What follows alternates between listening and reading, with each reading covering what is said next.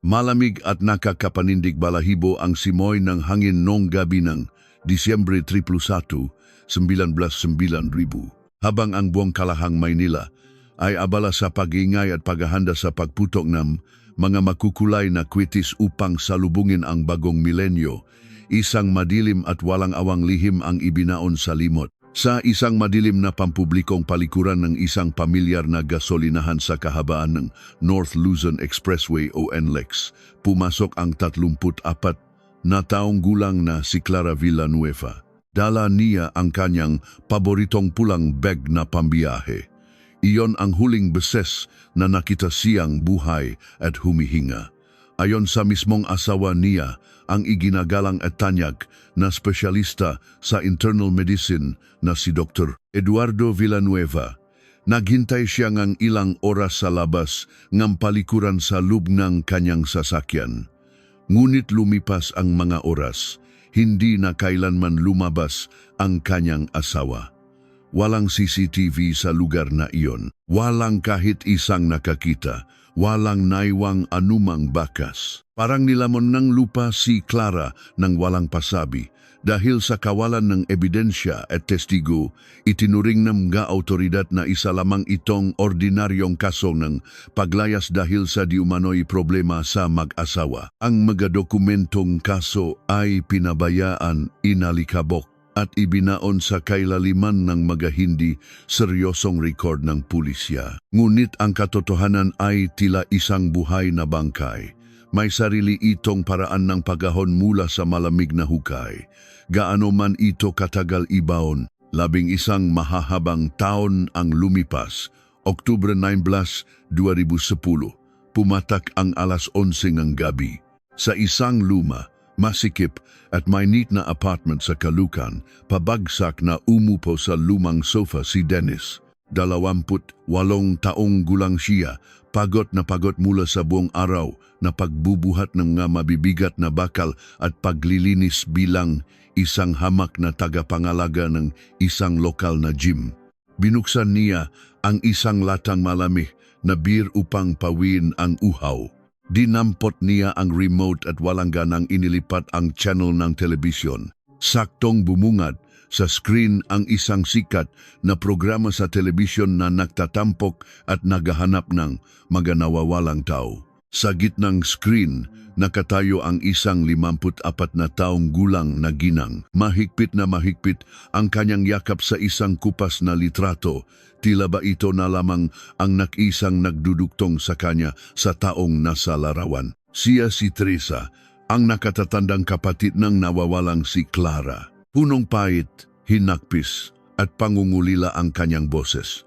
Nanginginig ito ngunit may bahid ng pagmamakaawa na kayang dumurok sa pusong sinumang makikinig. Wala na siyang pakialam kung tumutulo na ang kanyang ngaluha at nakikita ng buong bansa ang kanyang kahinaan sa pambansang telebisyon.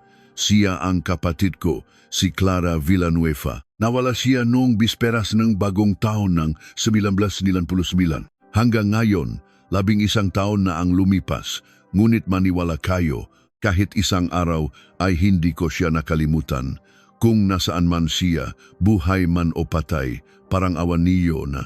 Tulungan niyo kaming mahanap siya, napatigil si Dennis. Ang malamig na beer na halos malapit na sa kanyang labi ay unti-unting ibinaba. Nanlaki ang kanyang mamata habang tinititigan ng maigi ang nakangiting mukha ng babay sa kupas na litrato na ipinapakita sa TV. Bumilis ang tibok ng kanyang puso hanggang sa tila naririnig niya ito sa kanyang sariling ngatainga. Parang may malamig na kamay na gumapang sa kanyang likuran pababa sa kanyang gulugod. Kilala niya ang mukhang iyon. Imposibleng makamali siya dahil sariwa pa ito sa kanyang alaala. Ilang linggo pa lamang ang nakararaan habang kinukumpuni niya ang nabulok at tumutulong kisame sa madilim at maalikabok na bodegang gym na kanyang pinagtatrabahuhan. May isang mabigat na bagay na bumaksak mula sa itaas. Isang lumang pulang bak na nabalot ng makapal na alikabok, agiw at dumi ng daga. Nang buksan niya ito nun upang tingnan kung may pagkakakilanlan ang may-ari, nakita niya ang isang lumang driver's license. Ang mukha sa lisensyang iyon ay ang mismong mukhang umiyak at hinahanap ngayon sa telebisyon.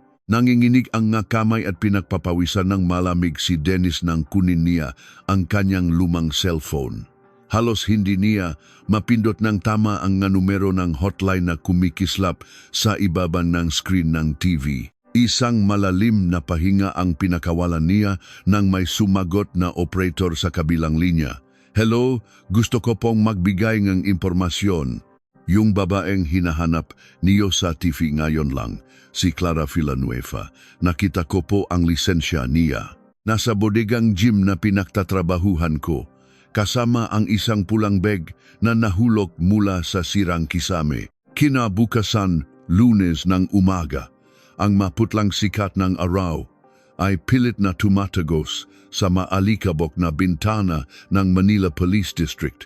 Si Senior Inspector Roberto Cruz, 52 taong gulang, ay isang kilalang veterano sa larangan ng investigasyon. Ang kanyang mga mata ay kasing talas ng isang agila, sanay na sanay sa pagbabasa ng nakatagong kasinungalingan at paghahanap ng mga butas sa bawat perpektong kwento. Kinuha niya ang ulat na ipinadala mula sa call center ng TV network. Binasa niya ito ng tahimik at unti-unting kumunot ang kanyang hanggang sa magsalubong ang kanyang makilay. "SPO1 Reyes, halika rito." Tawag niya sa kanyang batang partner na abala sa pag-inom ng mainit na kape sa kabilang lamesa.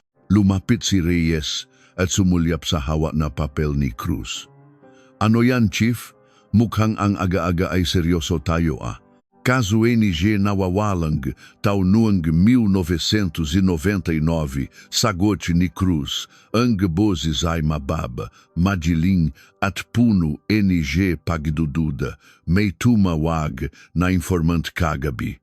Nakita raw ang bag ng biktima sa isang madilim na bodega sa Quezon City. Napakunot ang ni Reyes. 11 taon na yon, Chief. Kung tumakas yon gaya ng nasa report, wala na tayong makikitang kahit anong bakas. Bakit ngayon lang lumitaw ang bag niya sa isang kisame? Iyan mismo ang gusto kong malaman.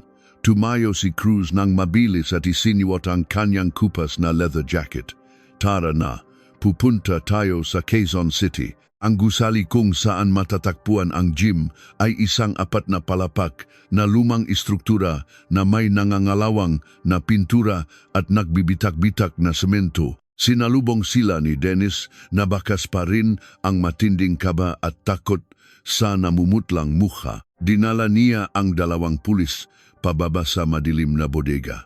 Amoy amag at pinahalong pawis at lumang kahoy ang paligid, isang amoy na nagbabadya ng manakatagong sikreto. Ang ilawng pundidong fluorescent lamp sa itaas ay patay-sindi, nagbibigay ngang nakakakilabot na anino sa bawat sulok ng silid. Dun po, nanginginig na itinuro ni Dennis ang isang madilim na sulok kung saan nakatambak ang sirang bakal at kagamitan. "Itinabi ko po diyan nung nahulog mula sa butas ng kisame dahil baka hanapin ng may-ari." Dahan-dahang lumapit si Reyes. Hinawi niya nga inaanay na karton at "Ito na ba yon, Chief?" Maingat na inangat ni Reyes ang bag na bumibigat dahil sa dami ng naipong alikabok. Tumango si Cruz at naglabas ng isang pares ng latex gloves.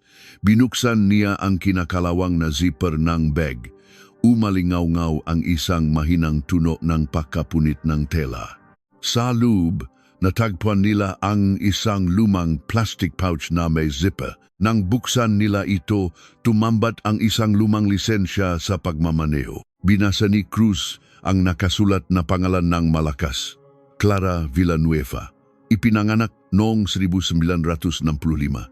Ngunit may isa pang bagay na nakapukaw ng atensyon ng veteranong investigador na si Cruz. Isang maliit, kupas at naninilaw na floral na diary at isang puting sobre na may mansa ng lumang tubig. Kinuha ni Cruz ang sobre at binasa ang nakasulat sa labas gamit ang isang pamilyar ngunit kumukupas na tintang ballpen. "Para sa pinakamamahal kong pamangkin na si Maya. Pamasko mula kay Tita Clara." Sa loob ng sobra ay may 3,500 piso na malulutong pa rin. nanlitang makamata ni Cruz habang pinakmamasdan ang pera. Pamasko, bulong ni Cruz sa kanyang sarili, ang utak ay mabilis na nagwagnay ng mga sirkumstansya. Ito ay perang inihanda niya para sa kanyang pamangkin sa mismong araw ng bagong taon. Perang ibibigay sana niya kung nakarating siya sa patutunguhan niya. Hindi niya ito naibigay, hindi siya naglayas. Walang taong nagbabalak maglayas na magiwan ng perang pamasko at mahahalagang gamit sa isang kisame. Agad na inutusan ni Cruz si Reyes na alamin ng mabilisan ang kasaysayan ng lumang gusaling iyon. Pagbalik nila sa presinto, nakatutok si Reyes sa monitor ng kanyang computer. Mabilis na nakta-type at nagahanap sa database ng lokal na pamahalaan. Ilang sandali pa, nanlaki ang nga mata ng batang pulis na tila ba nakakita ng multo. "Chief," tawag ni Reyes, bakas ang matinding gulat at pagkamangha sa boses. "Tingnan niyo to. Ang gusaling ito, bago binili at naging gym, isa itong klinika noong 1990. Lumapit si Cruz at seryosong tinitigan ang screen. "Klinika nino?" "Villanueva Medical Clinic," sagot ni Reyes, napalunok ng malalim.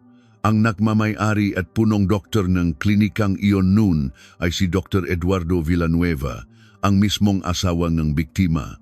Bumaksak ang isang nakakabingi at mabigat na katahimikan sa buong opisina. Tila ba biglang lumamig ang hangin sa paligid nila at huminto ang pag-ikot ng orasan. Napailing si Reyes, hindi makapaniwala sa natuklasan. "Teka, Chief, ayon sa sinumpang salaysay ni Dr. Villanueva sa pulisya noong 1999, dinala raw ng asawa niya ang pulang bag na iyon papasok sa banyo ng gasolinahan sa NLEX at doon tuluyang naklaho. Kung totoong dinala yon ng asawa niya sa NLEX, paanong ang mismong bag na iyon ay natagpuan na nakatago sa kisame ng sarili niyang klinika sa Quezon City?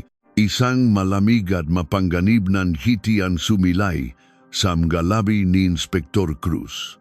Ang kasong inakalang lahat na simpleng paglayas ay unti-unting nahuhubat ng maskara upang ipakita ang isang malagim, madugo at planadong krimen na itinago sa loob ng isang dekada. Nagsinungaling ang magaling na doktor, mababang turan ni Cruz, ang mga mata ay nagliliyap sa determinasyong ibunyak ang katotohanan. Tinago niya ang bag sa kisame ng sarili niyang klinika dahil alam niyang hindi na kailanman babalik ang kanyang asawa para kunin iyon. At kung nasa kanya ang bag, pumaling si Cruz kay Reyes. Ang boses nito ay parang kidlat na nagbabadyang yumanik sa buong pundasyon negaso. Ibig sabihin, hindi rin nakalayo ang katawan ng kanyang asawa. Buhay pa si Clara nang pumasok siya sa klinikang iyon. Ngunit paano siya inilabas? Kinabukasan ng hapon, habang malakas ang buhos ng ulan, pumarada ang sasakyan ng pulisya sa harap ng isang maliit at tahimik na bahay sa Marikina. Ito ang tirahan ni Teresa. Nang buksan ng ginang ang lumang gate, agad niyang nakilala ang mapulis dahil sa kanilang mauniforme. Pinasok niya sina Cruz at Reyes sa isang simpleng sala na may altar sa isang sulok. Sa tabi ng altar ay may isang malaking karton na puno ng mga lumang dokumento, mga flyers na may nakalakay na missing at mga kopya ng ulat ng pulisya na paulit-ulit niyang binasa sa loob ng mahigit isang dekada na parang nobela ng sarili niyang bangungot. "Nahanap niyo na ba siya, Inspektor?" Bungat ni Teresa, ang nga nangingini na kamay ay mahigpit na nakakuyom sa kanyang dibdib. Ang kanyang mamata ay nakahanap ng pag-asa, ngunit may kasamang labis na takot sa kung ano man ang maari nilang sabihin. "May natakpuan kaming napakahalagang ebidensya," Ginang Teresa, panimula ni Cruz. Pinapanatiling mahinahon at malumanay ang kanyang boses upang hindi mabigla ang ginang. "Ngunit kailangan ko pong hilingin na sariwain ninyo ang nga pangyayari noong araw na iyon. Ano ang pinakahuling usapan ninyo ni Clara?" Napabuntong hininga si Teresa, napapikit at napaupo sa lumang silya.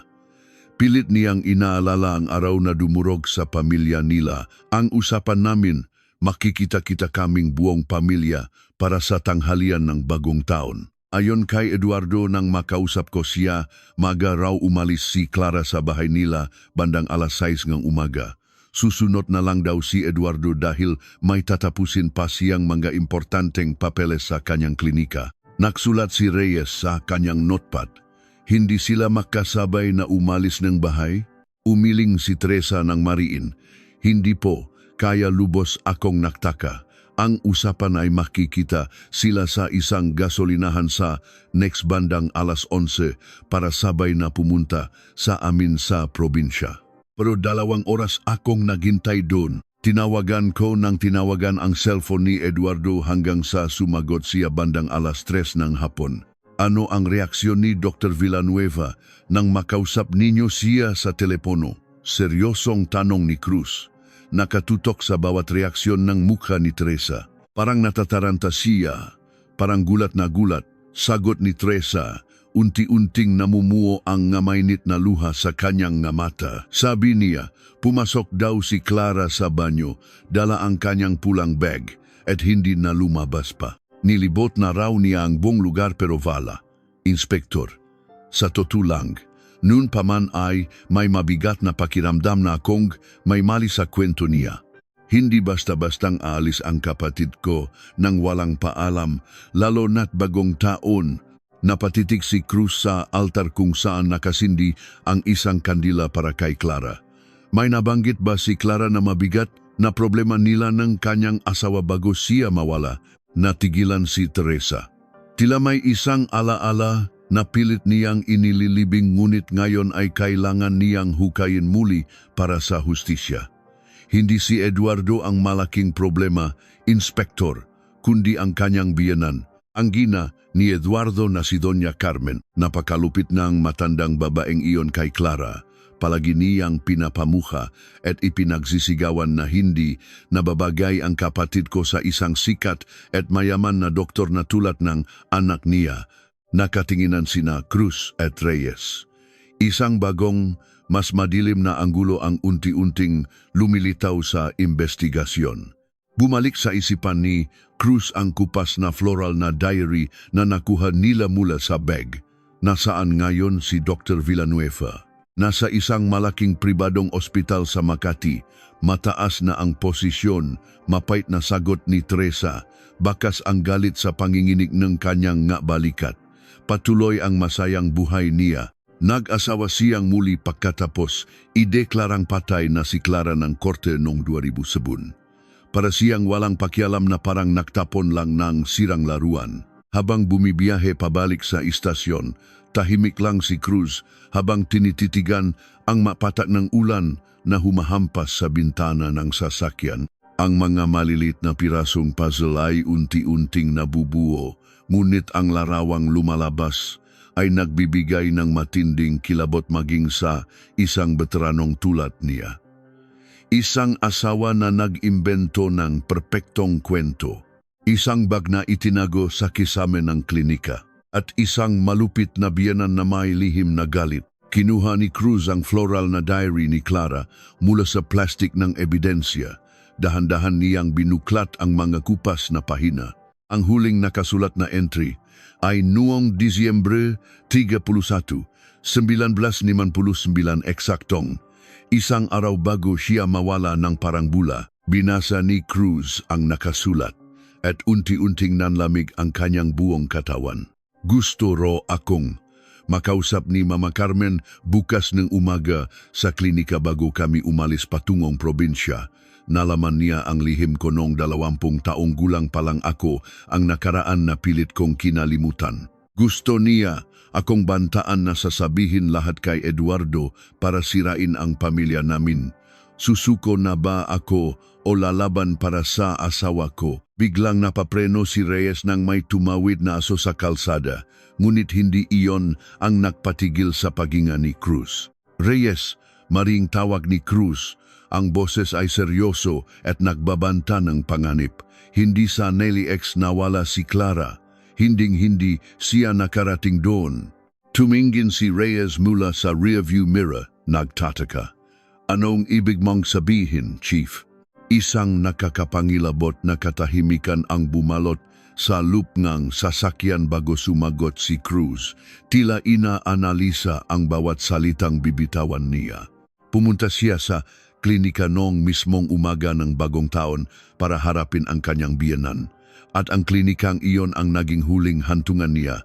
Gusto kong ipatawag mo bukas na bukas din si Dr. Eduardo Villanueva. Panahon na para hukayin natin ang manaagnas na sikreto ng kanyang klinika. Ngunit isang napakalaking tanong ang naiwan sa isipan ni Cruz na lalong nagpakaba sa kanyang dibdib. Kung namatay si Clara sa loop ng klinika noong umaga ng bagong taon kasama ang kanyang biyenan, bakit may magalihim na ulat silang natanggap noon na nakita si Dr. Eduardo na may kinakalatkat na mabigat na bagay sa likod ng klinika ng hating gabi at higit sa lahat bilang isang mahusay na doktor, alapisan na. Eduardo na humihinga pa ang kanyang asawa ng iligpit at itago niya ito sa dilim kinabukasan. Ang makulay at maingay na lungsod ng Makati ay walang kamalay-malay sa madilim na bagyong paparating sa isa sa mga pinakatanyag nitong pagamutan. Ang sikat ng araw ay tumatagos sa nagtataasang pader na gawa sa salamin ng ospital, nagbibigay ng impresyon ng kalinisan, pag-asa at kapangyarihan sa pinakamataas na palapag. Sa loob NG, isang marandyang opisina na amoy mamahaling cape at pabango, nakaupo si Dr. Eduardo Villanueva. Sa edad na 49, si Eduardo ay larawan ng tagumpay. Wala ni isang gusot ang kanyang puting coat, tuwid na tuwid ang kanyang tindik at kalmado ang kanyang matang na kasalamin. Subalit, ang kanyang mapayapang umaga ay mabilis na naglaho nang bumukas ang pinto ng kanyang opisina. Pumasok si Senior Inspector Roberto Cruz kasama si Esposito Reyes. Ang kanilang masapatos ay lumilihang mabibigat na yabag na tila bumabasag sa katahimikan ng silid. Dr. Villanueva, panimula ni Cruz. Ang boses ay mababan ngunit may dalang autoridad na hindi maaring suwayin. Kailangan niyo kaming saman sa presinto. May kaugnayan ito sa pagkawala ng inyong asawang si Clara 11 taon na ang nakararaan. Isang saglit na tumigil sa paghinga si Eduardo. Ang kanyang matay bahagyang nanlaki. Ngunit bilang isang lalaking sanay magtago na emosyon sa likod na kanyang propesyon, mabilis niyang nabawi ang kanyang kalmado at mapagmataas na tindig. Matagal nang sarado ang kasong iyan, Inspektor. Ideklarang patay ng korte ang asawa ko. Bakit niyo aaksayahin ang oras ko? Dahil ang magapatay, paminsan-minsan, ay nagpaparamdam para humingi na hustisya, malamig na tugon ni Cruz. Pagkalipas ng isang oras, ang malamig na hangin ng aircon sa loob ng interrogation room ng Manila Police District ay parang tumatago sa buto. Nakaupo si Eduardo sa kabilang dulo ng bakal na mesa katabi ang kanyang sikat at bayarang abogado na si Ati Mendoza. Si Cruz ay nakatayo sa tapat nila, pilit na binabasa ang bawat kumpas at kilos ng doktor. Dahan-dahang inilabas ni Cruz mula sa isang malaking plastik ng ebidensya ang isang bagay. Ang kupas, maalikabok at napunit na pulang bag ni Clara. Ipinatong niya ito sa gitna ng mesa. Umalingaw-ngaw ang tunok ng pagbagsak nito, kasabay ng pag-angat ng mga alikabok sa hangin. Pamilyar ba sa inyo ang bag na ito, Doktor? Tanong ni Cruz. Ang mata ay nakapako sa mukha ni Eduardo. Sa isang iglap, nakita ni Cruz ang bahagyang pag-ikting ng panga ni Eduardo. Ang kanyang kamay na nakapatong sa mesa ay automatikong napakuyom, ngunit agad niya itong iniluwag. Kinuha niya ang baso ng tubig, humigop ng kaunti at sumandal sa kanyang upuan. Iyan ang bag na asawa ko. Ang bag na dala niya nang pumasok siya sa palikuran ng gasolinahan sa Next bago siya nawala. Kalmadong sagot ni Eduardo kahit pabakas ang pag-iingat sa bawat salitang kanyang binibitawan. Ngumitingang mapakla si Cruz, kagiliw-giliw, Kung dala niya ito sa NLEX, paano ipapaliwanag ng agham na ang mismong bag na ito ay natakpuan kahapon? Na nakatago sa loob ng kisame ng lumang bodega ng inyong klinika sa Quezon City? Bumakas ang labis na pagkagulat sa mukha ng abogado, subalit si Eduardo ay nanatiling tikom ang bibig. Tila naghahanap ng tamang palusot ang kanyang utak. Hindi ko alam kung paano napunta iyan doon, malamig na tugon ni Eduardo matapos ang nakabibinging katahimikan. Baka may naglagay na ibang tao, baka may magnanakaw o sinumang gustong manira sa aking pangalan. Sumandal si Cruz at ipinatong ang makabilang kamay sa mesa, palapit sa mukha ng doktor. Kisame ng sarili ninyong klinika, doktor. Walang ibang may susing bodegang iyon, walang ibang magtatago ngang bag na iyon sa lugar na walang makakakita, kundi ang taong nakakaalam kung ano talaga ang nangyari sa may-ari nito. Bago pa man makasagot si Eduardo, tumayo si Ate Mendoza. Inspektor, maliban na lang kung mayroon kayong bangkay, puro haka-haka at kwentong kutsero lang ang lahat ng ito. Ito ay pang-abuso at panggigipit sa isang iginagalang na propesyonal. Kung wala na kayong matibay na ebidensya, aalis na kami. Walang nagawa si Cruz kundi panorin ang paglabas ni Eduardo mula sa silid. Ang paglakat nito ay may halong pagmamayabang, tiwala na walang sinuman ang makapagpapatumba sa kanyang imperyo. Ngunit hindi alam ni Eduardo na ang bawat pader ng kasinungalingang kanyang itinayo ay unti-unti nang nadudurok. Pagsapit ng gabi, naiwan si Cruz at Reyes sa opisina. Puno ng lumang nga dokumento at medical records ang kanilang mesa. Hinahalungkat nila ang bawat papel mula sa klinika ni Eduardo noong Enero 1, 1999. Chief, tawag ni Reyes. Ang boses ay punong kaba at pag-asa habang iniabot ang isang naninilaw na medical chart. Tingnan niyo ito. Ayon kay Dr. Villanantizwanan, kung bakit nakpaiwan siya sa klinika noong umaga ng bagong taon ay dahil may emergency siyang ginamot. Ang pangalan ng pasyente ay Arturo Mactibay. Nakasulat dito ang oras, alas 8 umaga. Ipasuri mo ang pangalang iyan sa database. Utos ni Cruz. Nakangiti si Reyes habang naktatype sa kanyang computer. Ginawa ko na, Chief. At alam niyo ba ang natuklasan ko? Walang Arturo Mactibay sa kahit anong census ng Quezon City o maging sa buong bansa na tumutugma sa edad at tirahan na nakasulat dito. Walang record sa PhilHealth, walang SSS, walang kahit ano, multong pasyente. Bumuntong hininga si Cruz. Gumawa siyang pekeng pasyente para makaroon siyang alibi. Ibig sabihin, noong umagang iyon, wala siyang ginagamot, may iba siyang ginagawa sa loob ng klinika na hindi maring malaman ng sinuman. Kinabukasan, hindi nag-aksaya ng oras ang pangkat ni Cruz. Kung may nangyaring krimen sa klinika, may nakakita o nakarinig tiyak nito. Binalikan nila ang mga dating empleyado at mga kapitbahay ng klinika noong 1999.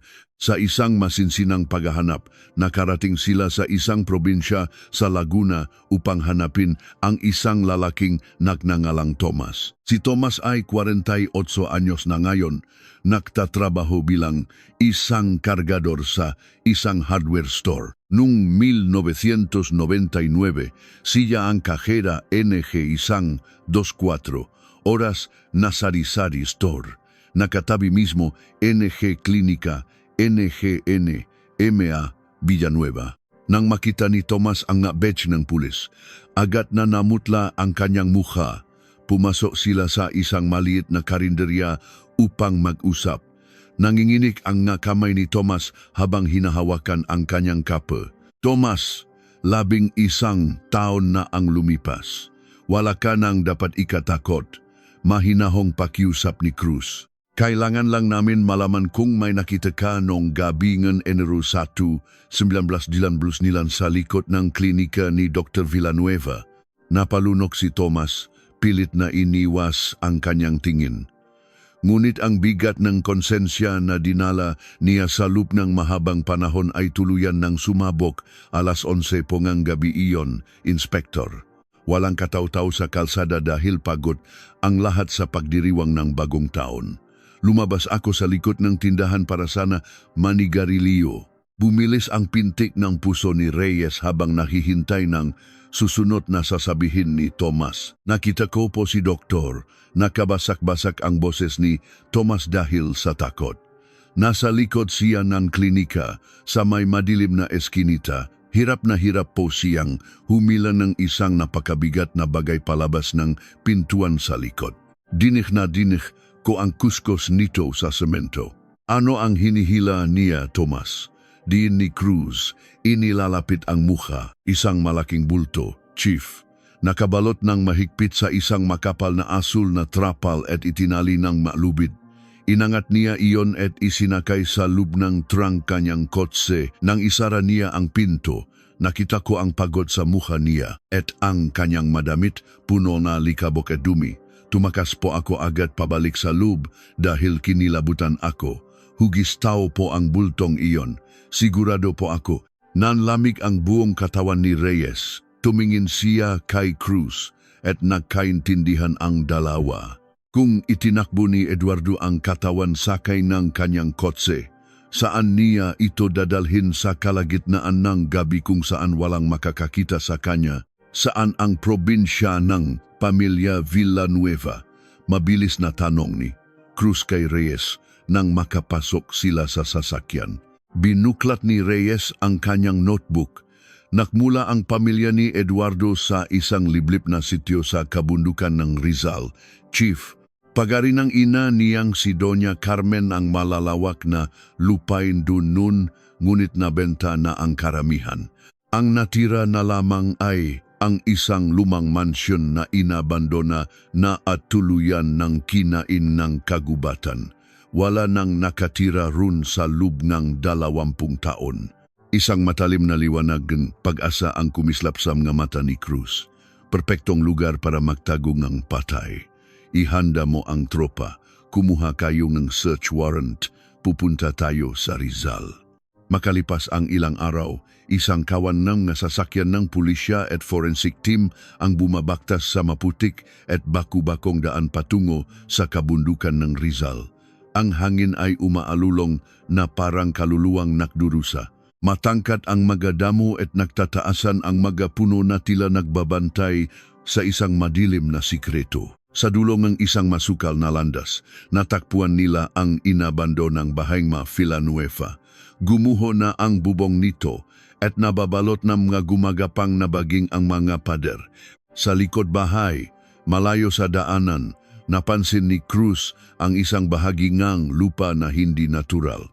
May isang tumpok ng mamalalaking bato na tila sinadyang itambak upang takpan ang isang bagay. Alisin ninyo ang mga batong iyan, utos ni Cruz sa mga kasamang bumbero at pulis. Sa tulong ng mga asarol at pala, unti-unting tinanggal ang mga bato. Kasabay ng huling batong naalis, sumingaw ang isang napakasangsang at inaamag na amoy mula sa ilalim. Isang lumang at malalim na balon ang bumungat sa kanila, tuyot at walang tubig. Binuksan ng isang bumbero ang kanyang malakas na flashlight at itinutok ito sa kailaliman ng balon. Nagiba ang timplang mukhang bumbero. Chief, may nakikita akong balot ng asul na trapal sa pinakailalim. Balot ngang kaba-atensyon ang bawat isa habang ikinakabit ang mga lubid upang ibaba ang isang tauhan at hatakin pataas ang bulto. Rinig na rinig ang ingit ng lubid habang dahan-dahang umaahon mula sa dilim ang 11 taong lihim ni Dr. Eduardo Villanueva. Nang may patong sa lupa ang mabigat at nabubulok na bulto, maingat itong hiniwa ng forensic team.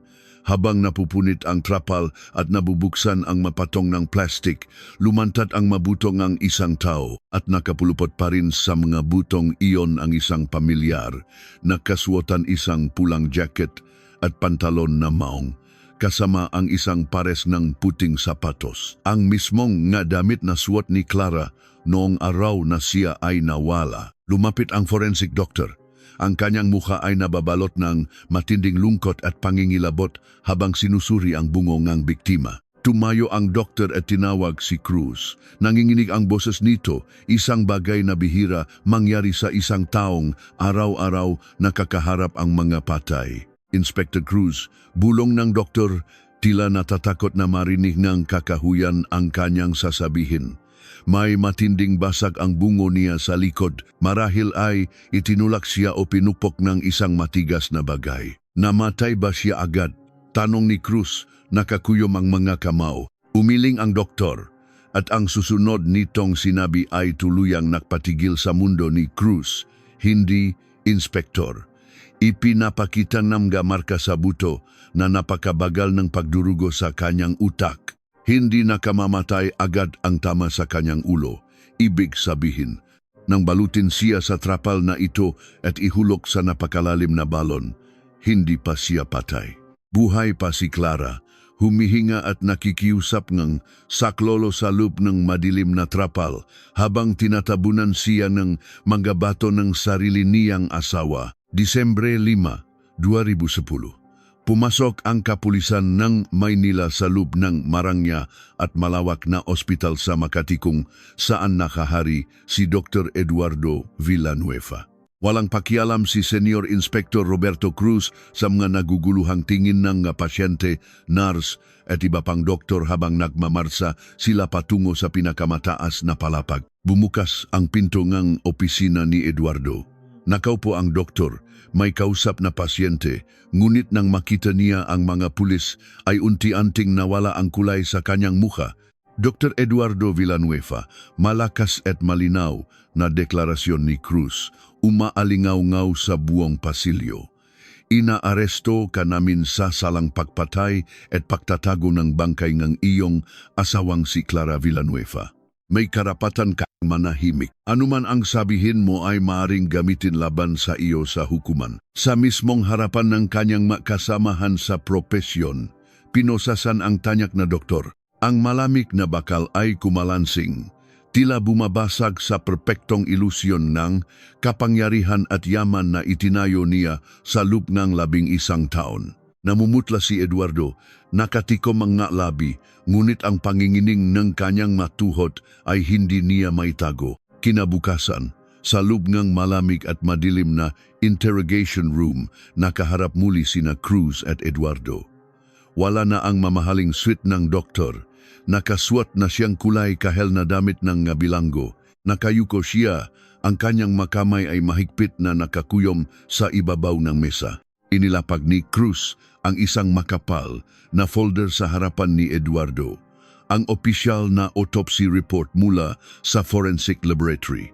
Kagabi, nakuha na namin ang buong resulta. Doktor, malamig na panimula ni Cruz. Alam na namin ang lahat. Nakita namin ang basag sa bungo ni Clara, ngunit hindi iyon ang pumatay sa kanya. Umangat ang paningin ni Eduardo. Ang kanyang mata ay nanlalaki sa takot at pagkalito.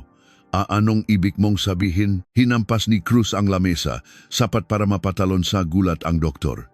Huwag ka nang mag-angangan, Eduardo, sinasabi sa report na mabagal ang pagdurugo ng kanyang utak. Ibig sabihin, pagkatapos mabasag ang kanyang bungo, buhay pa siya ng 1 hanggang 2 oras.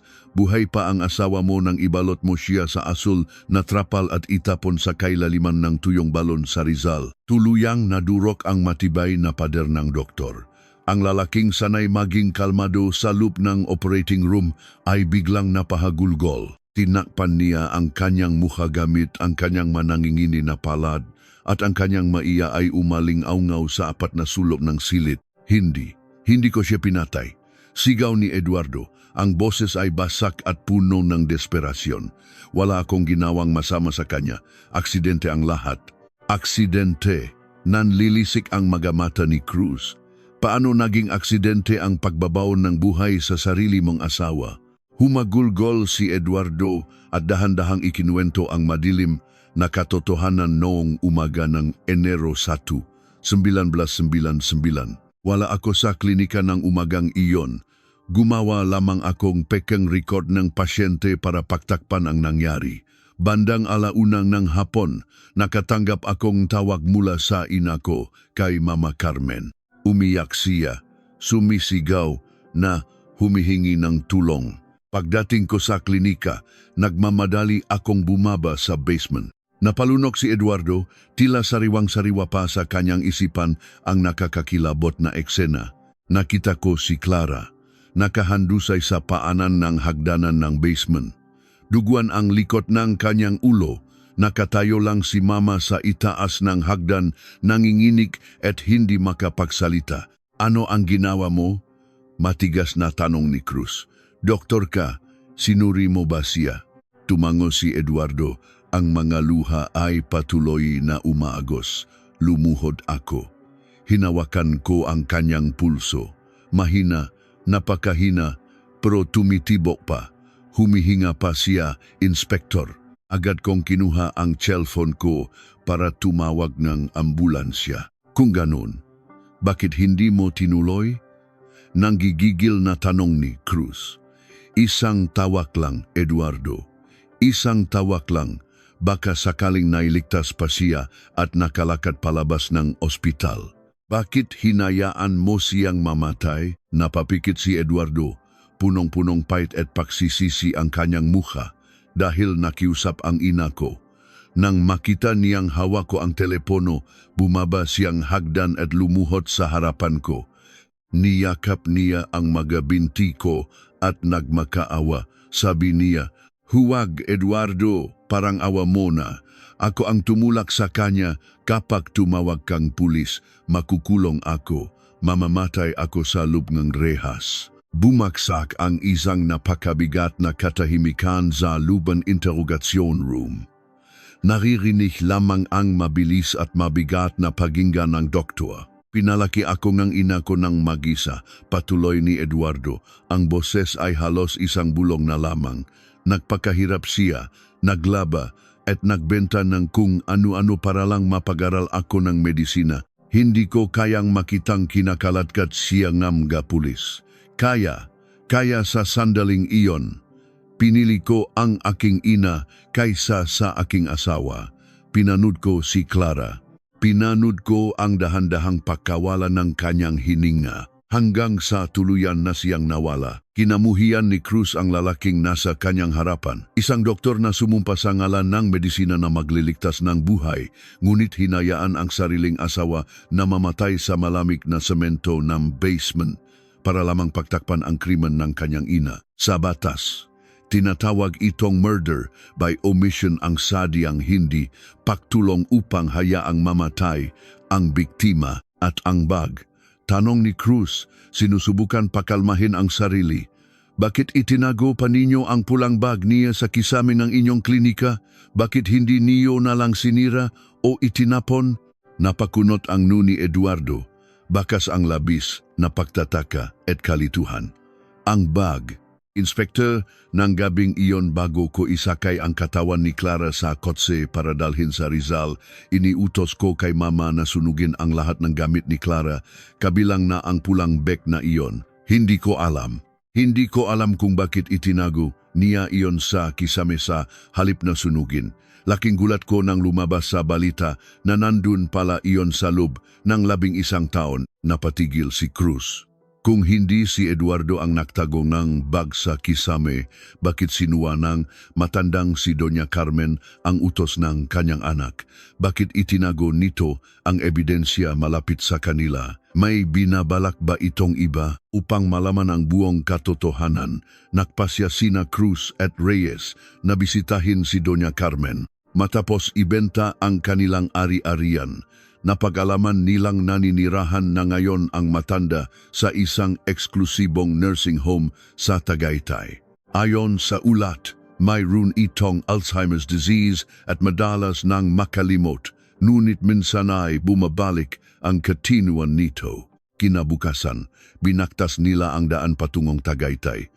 Malamig ang simoy ng hangin na sumalubong sa kanila pagbaba ng sasakyan. Pumasok sila sa isang tahimik at malinis na pasilidad.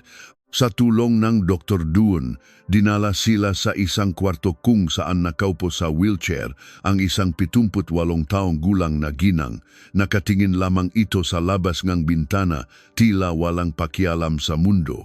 Payat na payat at puting-puti na ang buhok. Lumapit si Cruz at dahan-dahang umupo sa tapat ng matanda.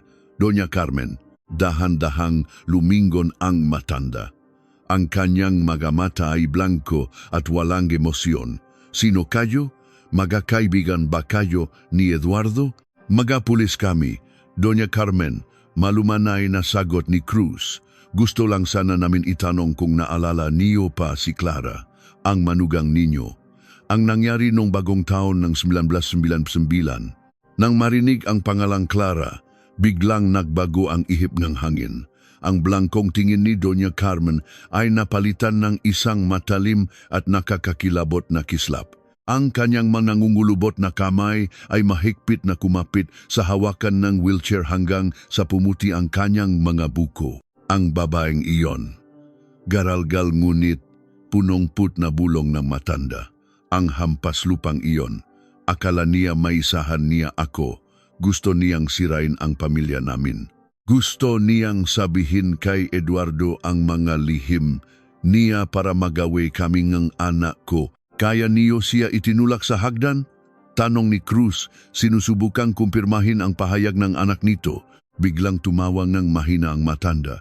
Isang tawa na nagpatayo ng mabalahibo ni Reyes. Itinulak? Oo, tinulak ko siya. At tama lang ang ginawa ko, hindi siya nababagay sa anak ko. Habang nangangalap pa ng ebidensya, bumalik sina Cruz sa Maynila upang kausapin muli si Teresa, ang kapatid ng biktima. Ipinaalam nila rito ang manalaman. Umiyak ng umiyak si Teresa nang malaman kung paano namatay ang kanyang kapatid, na maari sana itong mabuhay kung hindi lang naging makasarili at duwag si Eduardo. Nang medyo kumalma si Teresa, may inabot siyang isang lumang photoalbum. Inspector, bago mawala si Clara, nagpadala siya sa akin ng ilang litrato mula sa pagtitipon ng Pamilya Villanueva noong Pasko ng 1998, ilang araw bago ang bagong taon. Sabi niya sa sulat, napakasama raw ng pakiramdam niya dahil parang may ibang plano ang biyenan niya. Kinuha ni Cruz ang album at tiningnan ang nga litrato. Sa isang malaking larawan sa sala ng mga Villanueva, nakita niya si Dr. Eduardo, ang kanyang inang si Doña Carmen at si Clara na halatang pinipilit lamang ang ngiti. Ngunit ang nakapukaw ng pansin ni Cruz ay ang isang babaeng nakatayo sa mismong tabi ni Eduardo. Isang babaeng nasa edad 30, nakangiti ng matamis at tila komportable sa pamilya. Hindi ito kamag-anak nina Clara at hindi rin pamilyar kay Teresa. Sino ang babaeng ito? Teresa? Tanong ni Cruz. Itinuturo ang hindi kilalang babae sa larawan. Umiling si Teresa. Hindi ko po alam. Nang tanungin ko si Clara nung nabubuhay pa siya, sabi niya, bigla na lang daw dinala ng biyenan niya ang babaeng iyan sa bahay nila nang walang paalam. Isang bisita raw. Pero ang sabi ni Clara, parang itinatrato, daong biyenan niya ang babaeng, iyan na parang tunay na asawa ni Eduardo habang siya ay iniwan sa isang tabi. Napatitik si Cruz sa larawan. Ang mangiti, ang posisyon sa litrato, ang patagong galit ni Doña Carmen kay Clara at ang bag na sadyang hindi sinunok kundi itinago bilang posibleng panakot. Mabilis na nagliwanag ang isipan ng veteranong investigador. Ang nangyari kay Clara ay hindi lamang basta aksidenteng udyok galit.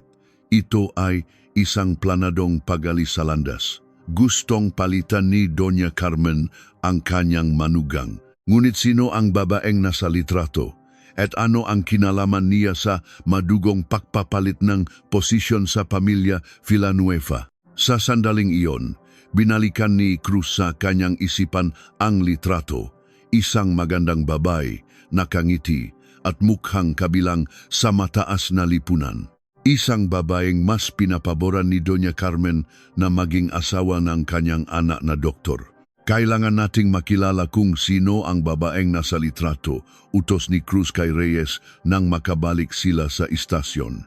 Kung si Doña Carmen ang nagpasimunong lahat, siguradong may kinalaman ang babaeng ito sa plano niyang pagpapalit ng manugang. Agad na nakipag-ugnayan ang pangkat ni Cruz sa magakilalang miyembro ng mataas na lipunan sa Maynila at maging sa probinsya kung saan nakmula ang pamilya Villanueva. Matapos ang ilang araw na pagsasaliksik at pagtatanong sa mga dating kasamahan ni Doña Carmen sa kanilang religious organization at mga charity events, nakakuha sila ng isang pangalan. Siya ay si Margarita San Juan, 35 taong gulang noon, isang anak ng mayamang negosyante na matagal ng kaibigan ni Doña Carmen. Pinuntahan ni na Cruz at Reyes ang address ni Margarita sa isang mamahaling subdivision sa Alabang. Sinalubong sila ang isang babaeng nasa edad 50 na. Ngunit nananatili ang pino at eleganteng kilos na nakita ni Cruz sa lumang litrato. Margarita San Juan, panimula ni Cruz ng paupuin sila nito sa isang marangyang sala. Ako nga, ano ang may paglilingkod ko sa inyo, mga opisyal? Tanong ni Margarita, bagaman may bahagyang kaba sa kanyang boses na hindi nakaligtas sa matalas na pakiramdam ni Cruz. Inilapag ni Cruz ang litrato sa mesa.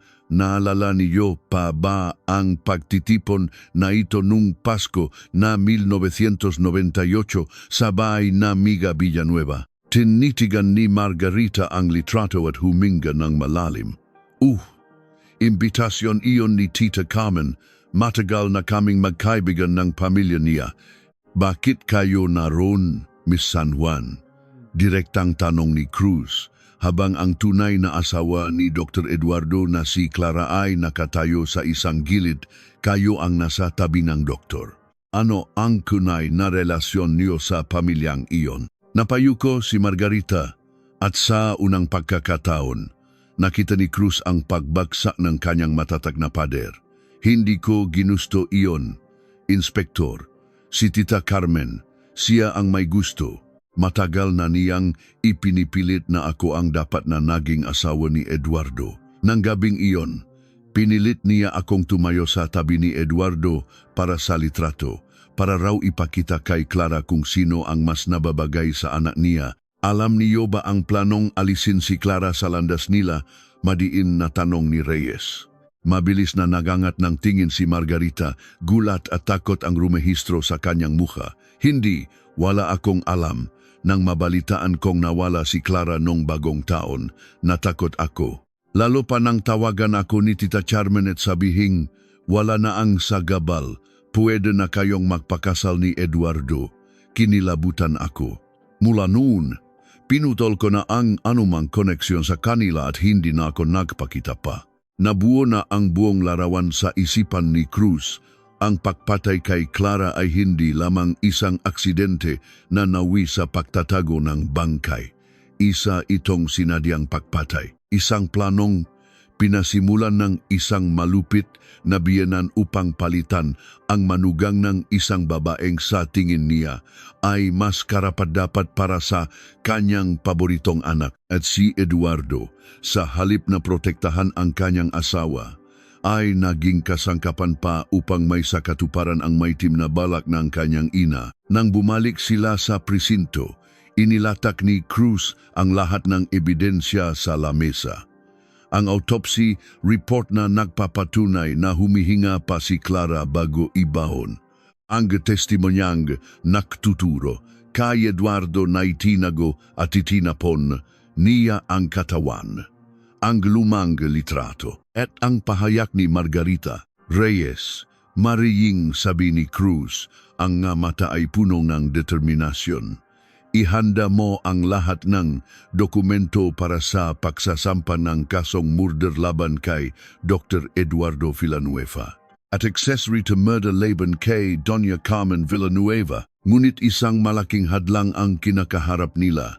Dahil sa katandaan at Alzheimer's disease ni Doña Carmen, malabong litisin at makulong pa ang matanda. Ang batas ay nagbibigay na konsiderasyon sa mga taong wala na sa tamang katinuan upang harapin ang kanilang mga kasalanan. Paano ang matanda, Chief? Makakalusot na lang ba siya? Nainis na tanong ni Reyes. Humingang ang malalim si Cruz Ang batas ay batas, Reyes. Ngunit hindi natin hahayaang makatakas si Eduardo. Siya ang may kapangyarihang magligtas kay Clara ng araw na iyon. Bilang asawa at bilang doktor, tinalikuran niya ang kanyang sinumpaang tungkulin. Siya ang magbabayad para sa lahat. Naging usap-usapan sa buong bansa ang kaso ng isampa ito sa korte. Ang tanyak at iginagalang na doktor na si Eduardo Villanueva, na minsang kinilala sa kanyang galing sa panggagamot, ay iniharap sa husgado bilang isang walang awang mamamatay tao. Ang kanyang mukha ay nakalat sa lahat ng pahayagan at telebisyon. Ang perpektong imahe ay tuluyan ng nabasag. Sa araw ng paglilitis na puno ang korte, nasa isang gilid ang kapatid ni Clara na si Teresa, tahimik na lumuluha habang yakap ang litrato ng kapatid. Sa kabilang banda, nakaupo si Eduardo, nakayuko at hindi makatingin ng diretso. Ang kanyang depensa na isa lamang itong trahediyang nauwi sa pagtatago ng bangkay ay mabilis na gumuho nang ipresinta ang ebidensya ng kanyang pagtatraidor sa mismong propesyon niya bilang doktor. Isang buwan matapos ang masinsinang paglilitis, bumaba ang hatol. Para sa kasong pagpatay kay Clara Villanueva, malakas na deklarasyon ng huwes. Ang boses nito ay umalingaw-ngaw sa buong korte. Hinatulan si Dr. Eduardo Villanueva ng reclusion perpetua o habambuhay na pagkakakulong nang walang pagkakataong makalaya ng maga. Ang kanyang lisensya bilang manggagamot ay tuluyan ng binabawi. Bumaksak ang mga balikat ni Eduardo. Wala na ang mamahaling doktor. Isa na lamang siyang ordinaryong bilanggo na magdudusa sa loop ng 4 na sulok ng selda hanggang sa huling hininga niya. Sa labas ng korte, sinalubong ni Teresa sina Cruz at Reyes. Nanginginig ang kanyang makamay habang hinahawakan ang makamay ng 2 pulis. Maraming salamat po, Inspector. Salamat sa hindi niyo pagsuko kay Clara, umiyak na sabi ni Teresa. Ang nga luha ay sa wakas, luha ng katarungan, ngumiting tipit si Cruz. Ginawa lamang namin ang aming trabaho, ginang Teresa. Ngayon, maari na pong magpahinga ng payapa si Clara. Makalipas ang ilang buwan, muling inilibing ang mga labi ni Clara Villanueva. Sa pagkakataong ito, hindi na sa isang madilim, malamig at walang pangalang balon, kundi sa isang tahimik na sementeryo na papalibutan ng pagmamahal ng kanyang pamilya. Sa ibabaw ng kanyang lapida, may nakasulat na maikling mensahe. Clara Villanueva, 1965,1992, isang mapagmahal na asawa at kapatid. Naway masilayan mo ang liwanag na ipinakait sa iyo sa dilim. Samantala, sa isang malayong selda sa Bilibid, nakaupo si Eduardo Villanueva. Tinititigan niya ang malamig na semento. Ang makamay na minsang nagligtas ng napakaraming buhay ay ngayon ay nadumihan ng dugo ang mismong asawang sinumpaan niyang ibigin at poprotektahan. Sa bawat pagpikit ng kanyang mamata, naririnig niya ang mahinang pahinga ni Clara, nakikiusap ng tulong habang siya ay tumalikod at iniwan itong mamatay. At sa isang pribadong nursing home sa Tagaytay, patuloy na binubura ng sakit ang alaala ni Doña Carmen. Ngunit sa tuwing darating ang umagang bagong taon, kahit wala na sa katinuan, bigla siyang nagsisisigaw, pilit na inaabot ang isang hindi nakikitang kamay na parabang may humahatak sa kanya papunta sa kailaliman ng isang madilim na balon. Dito nagtatapos ang kaso ng pamilya Villanueva. Ngunit sa hindi kalayuan, sa isang tanyak na ospital sa Maynila, isang katulad na trahedya ang naganap noong 2003 na mas malagim pa sa nangyari kay Clara. Sa pagkakataong ito, isang pader ang maglilihim sa isang bangkay sa lubungang isang dekada. At ang may sala ay mas makapangyarihan at tuso pa kaysa kay Eduardo. Paano mabubuko ang isang krimeng isinagawa sa mismong operating room ng isang respetadong ospital? Oktubre 2003, sa gitna ng maulan at malamig na hapon, isang babae ang naglakad papasok sa nagtataasang pintuang salamin ng Buenaventura Medical Center, isa sa mga pinakasikat at pinakamahal na pagamutan sa buong bansa. Siya ay si Amanda Buenaventura del Rosario, ang nag-iisang anak ng bilyonaryong may-ari ng ospital na si Don Alejandro Buenaventura at asawa ng kasalukuyang direktor at tanyak na siruhano na si Dr. Carlos del Rosario. Sa malinaw na kuhang CCTV sa lobby, nakita si Amandang nakasuot ng isang eleganteng big na trench coat. Dire-diretso ang kanyang lakad patungo sa pribadong elevator ng nga matataas na opisyal. Iyon ang huling pagkakataon na nakita siyang humihinga. Nang dumating ang gabi, hindi na siya nakauwi. Kinausap ng mga pulis si Dr. Carlos. Sa harap ng mga investigador, walang kurap niyang sinabi na hindi pumunta ang kanyang asawa sa ospital ng araw na iyon at buong hapon siyang nasa loob ng operating room. Sa hindi malamang dahilan, ang investigasyon ay mabilis na isinara pagkalipas lamang ng 47 araw. Formal itong idineklara ng pulisya bilang isang kusang paglayas. 5 salita lamang ang naging tuldok sa buhay ng isang babaeng naglaho na parang bula. Walang naglakas loob na magtanong, walang nahanap ng katarungan. Lumipas ang 10 mahahabang taon, Abril 2013. Dahil sa kalumaan ng lumang gusali ng ospital, napagdesisyonan ng Board of Directors na magsagawa ng malawakang renovasyon. Ngunit bago pa man magsimula ang mga trabahador, nagpatawag ng isang mabilisang pulong si Dr. Carlos at nagbaba ng isang napakakakaibang utos. Ang Operating Room 1, ang pinakalumang silid-oprahan sa ospital, ay hindi maring gibain maliban na lamang kung siya mismo ang nakabantay. Ipinagbawal din niya ng mahigpit ang anumang trabaho sa gabi. Ayon sa kanya, may mga masaslang kagamitan na kailangan niyang personal na ilipat upang hindi masira. Isang perpektong plano para sa isang lalaking may itinatagong demonyo sa loob ng kanyang kaharian. Ang kailangan lamang niya ay isang oras na nag-isa sa madaling araw upang tuluyan ng iligpit ang lihim na matagal na niyang ibinaon. Ngunit ang tadhana ay may sariling paraan ng pagbabay ng utang. Abril 16, 2013, alas 4 ng madaling araw. Dahil sa kagustuhang matapos ng maaga ang trabaho at makuha ang malaking bonus na ipinangako ng contractor, hindi sinunod ng 3 trabahador ang utos ng direktor. Binalot sila ng katahimikan ng buong ospital habang inihahanda ang kanilang mga mabibigat na kagamitan. Binaon kapatas na si Ruel ang dulo ng kanyang heavy-duty jackhammer sa hilagang pader ng Operating Room 1. Nanginig ang buong palapag sa lakas ng makina.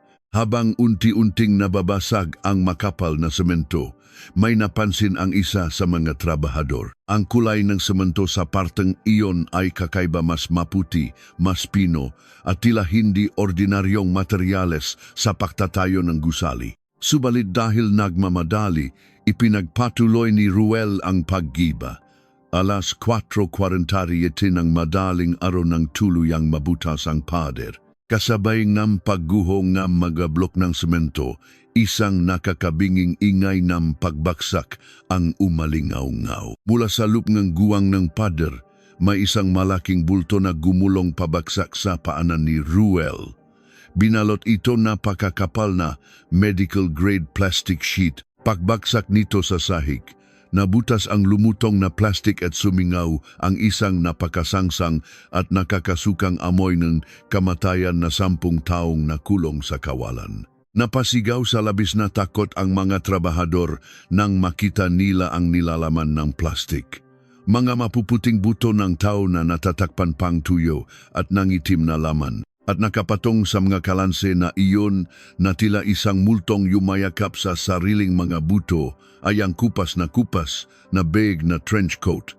Ang babaeng 10 taong hinanap ay natutulog lamang pala sa loob ng pader ng mismong operating room ng kanyang asawa. Pasado alas 5 ng umaga nang makatanggap ng tawag ang lokal na pulisya. Mabilis na kinordonan ang lugar at dumating ang mga forensic investigator. Saktong alas 5:20 naman nang huminto ang isang itim na SUV sa likod ng ospital.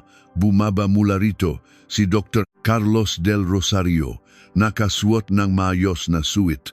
Ang buhok ay perpektong nakasuklay na tila ba inaasahan na niya ang masamang balita. Pilit siyang pumasok sa ikatlong palapak ngunit pinigilan siya ng mga pulis. Nang marinig niya na may natakpuang kalansay sa loob ng pader ng kanyang operating room, nanlaki ang kanyang mata at nakpakita ng gulat isang napakahusay na pag-arte mula sa isang lalaking sanay magtago ng emosyon. Ngunit hindi nakaligtas sa ilang nars ang bahagyang panginginig ng kanyang daliri bago niya ito mabilis na ibinulsa. Dahil sa bigat ng mga sangkot sa kaso at sa pagkakadiskubre ng bangkay ng anak ng isang bilyonaryo, mabilis na inilipat ang investigasyon sa headquarters ng National Bureau of Investigation. Dito pumasok sa eksena si Special Investigator Gabriel Santos, 35 taong gulang, isang tahimik ngunit walang awang investigador na kilala sa hindi pag-atras kahit gaano pagkakapangyarihan ang mga taong nakabangga niya. Pagdating ng kahon ng ebidensya sa NBI, sinalubong ito ng pananahimik ng ibang maahente. Walang gustong humawak sa kaso. Alam lahat na ang pamilya Buenaventura at Del Rosario ay may malalim na koneksyon sa politika at matataas na opisyal. Ngunit walang pakialam si Gabriel. Kinuha niya ang pinakalumang folder na may nakasulat na taong 2003. Habang binabasa niya ang manipis na ulat ng pagkawala ni Amanda, napansin niya ang isang maliit na sulat kamay sa pinakagilid ng huling pahina ng pahina. Isinulat iyon gamit ang asul na tinta, halatang nagmamadali. May mali sa kasong ito, subalit hindi na kami pinahintulutang humakbang pa. Nakapirma sa ibaba ang pangalan ni SPO4 Ricardo Dantes, ang orihinal na investigador na matagal nang nagretiro. Kinabukasan ng hapon, natagpuan ni Gabriel C. Dantes sa isang maliit at lumang bahay sa probinsya ng Cavite. Nang makita ng matandang pulis ang ide ni Gabriel, bumuntong hininga ito ng malalim, tila ba matagal na niyang hinihintay ang araw na may kakatok muli sa kanyang pinto para sa kasong iyon. Walang imik na pumasok si Dantes sa kanyang kwarto at lumabas na may dalang isang lumang brown envelope. Inilapak niya ito sa harapan ni Gabriel. 10 taon kong itinago iyan, anak, nanginginig na sabi ni Dantes habang nakatingin sa kawalan. 10 taon akong hindi makatulog ng maayos dahil sa konsensya. Noong 2003, alam kong nagsisinungaling si Dr. Carlos. Nakita ko ang CCTV. Alam kong nasa loop ng ospital ang asawa niya. Pero bago pa man ako makakuha ng search warrant para haluhugin ang ospital, ipinatawag ako sa opisina ng mismong hepe natin. Pinakpawisan nang malamak si Gabriel. Sino ang nakpatikil sa investigasyon? Tuminjin si Dantes NG diretso sa magamata ni Gabriel puno NG paitang kanyang boses. Ang mismong ama NG biktima, si Don Alejandro Buenaventura, ginamit niya ang lahat ng koneksyon at pera niya para ipasara ang kaso ng nawawala niyang anak at ideklarang isa lamang itong ordinaryong paglayas. Nanlamig ang buong katawan ni Gabriel habang binubuksan ang sobrang naglalaman ng mga dokumentong nagpapatunay sa sabwatan ng mga nasa itaas.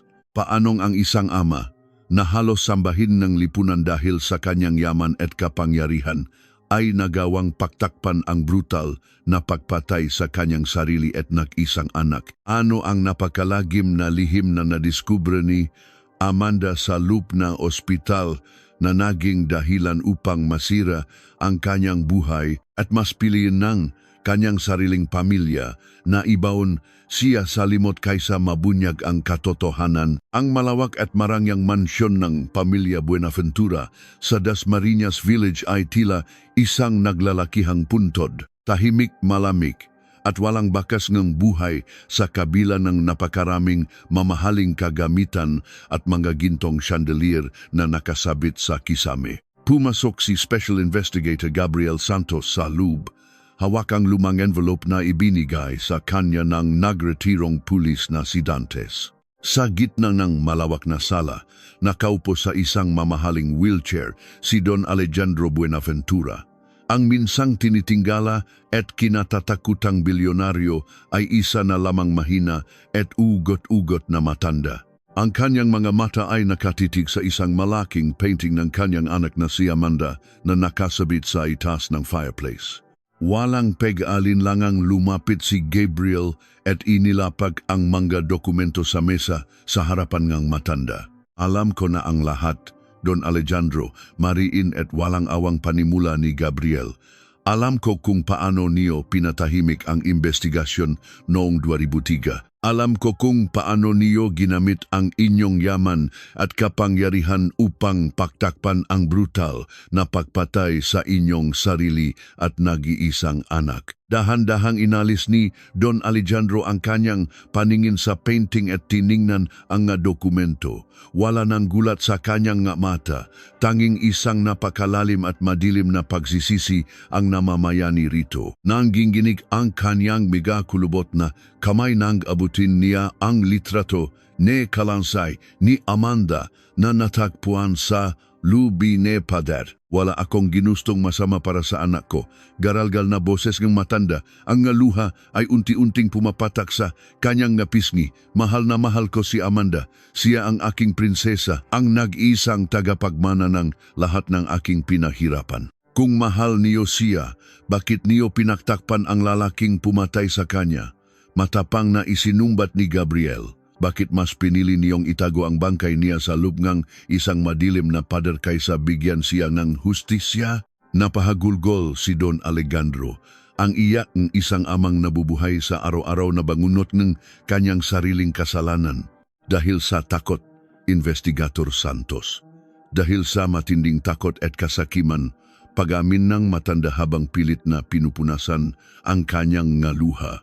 Nung araw na iyon natuklasan ni Amanda ang isang napakalagim na sikreto ng ospital. Nalaman niyang ginagamit ni Carlos ang aming mga pasilidad upang magsagawa ng magalihim at ilegal na operasyon pakuha ng mga organo mula sa mga mahihirap na pasyente upang ibenta sa mga bilyonaryong kliyente niya sa ibang bansa. Napatigil si Gabriel, hindi makapaniwala sa lawak at dilim NG krimen na nakabalot sa Buenaventura Medical Center. Hinarap niya si Carlos sa loob ng Operating Room 1. Patuloy ni Don Alejandro, ang boses ay halos mapatid dahil sa hirap sa pahinga. Nakbanta si Amanda na isisiwalat niya ang lahat sa media at sa NBI. Naubusan NG katinuan si Carlos. Pinukpok niya ng isang mabigat na surgical instrument ang ulo ng aking anak. Nang dumating ako sa ospital ng gabing iyon dahil sa tawag ni Carlos, huli na ang lahat. Nakahandusay na ang aking Amanda sa sahig, naliligo sa sarili niyang dugo. Napatimbagang si Gabriel. At sa halip na ipahuli ninyo ang manugang ninyo, tinulungan niyo pa siyang maglinis. Tumango ang matanda, punong pait. Kung isusuplong ko si Carlos, mabubunyak ang ilegal na bentahan ng organo. Guguho ang buong Buenaventura Medical Center. Ang pangalang itinayo ko sa loop ng 40 taon ay masisira. Nabulag ako sa pangangalaga ng aking imperyo. Kaya inutos ko kay Carlos na itago ang katawan niya. Inilibing namin ang sarili kong anak sa loop ng semento upang iligtas ang aming kayamanan. Kinamuhian ni Gabriel ang matandang nasa harapan niya. Isang amang mas pinili ang pera at reputasyon kaysa sa buhay ng sariling dugo at laman. Walang atubiling inilabas ni Gabriel ang kanyang posas at ikinabit ito sa mga nanginginik na kamay ni Don Alejandro. Don Alejandro Buenaventura, inaaresto kita bilang kasabwat sa pagpatay at pagtatago ng bangkay ng iyong anak. ang inyong kayamanan ay hindi na makakapagligtas sa inyo ngayon. Kinabukasan, isang napakalaking operasyon ang isinagawa ng NBI sa Buenaventura Medical Center. Dose-dose ng mga ahente na armado ng search warrant at arrest warrant ang pumasok sa ospital. Sa gitna ng pag-ayos ng mga dokumento sa kanyang marangyang opisina, ginulat si Dr. Carlos Del Rosario ng pagbukas ng kanyang pinto. Nakatayo si Gabriel. Ang mga mata ay nagliliyab sa put ngunit may dalang hustisya. Dr. Carlos Del Rosario, malamig na bati ni Gabriel, itinututok ang waran sa mukha ng doktor. Tapos na ang pagtatago ninyo. Inaaresto kita para sa brutal na pagpatay sa asawa mong si Amanda Buenaventura. Pinilit ni Carlos na panatilihin ang kanyang mapagmataas na tindig. Ito ay isang kahangalan, isa akong iginagalang na doktor. Wala kayong ebidensya laban sa akin. Ngumiting ang mapakla si Gabriel at inilabas ang isang maliit na transparent na ebidensya. Natakpuan ng forensic team ang maliit na pirasong. Ito ngang metal sa loob ng nakakuyom na butong ang kamay ng asawa mo, Carlos. Isang bahagi ng personalized na scalpel na may initial na Che. DR.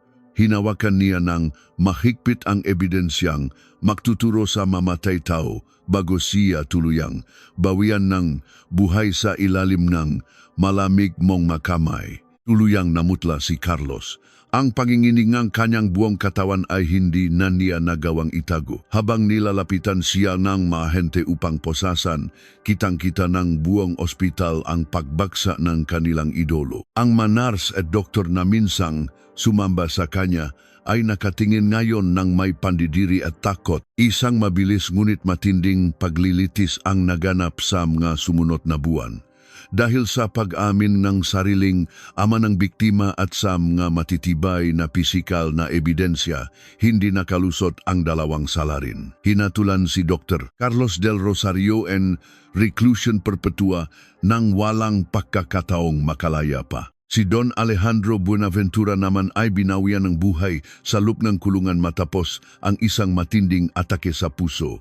Dala ng konsensya at kahihiyang hindi niya kinaya. Makalipas ang isang taon, sa isang mapayapa at luntiang bahagi ng Manila Memorial Park, naganap ang isang tahimik na paglilibing. Sa pagkakataong ito, hindi sa loob ng malamig at madilim na pader ng isang operating room, kundi sa ilalim ng sikat ng araw at mga naktataasang puno. Nakatayo si Special Investigator Gabriel Santos sa harapan ng isang magandang puting lapida. Ipinatong niya ang isang bungkos ng mga puting rosas sa ibabaw ng marmol.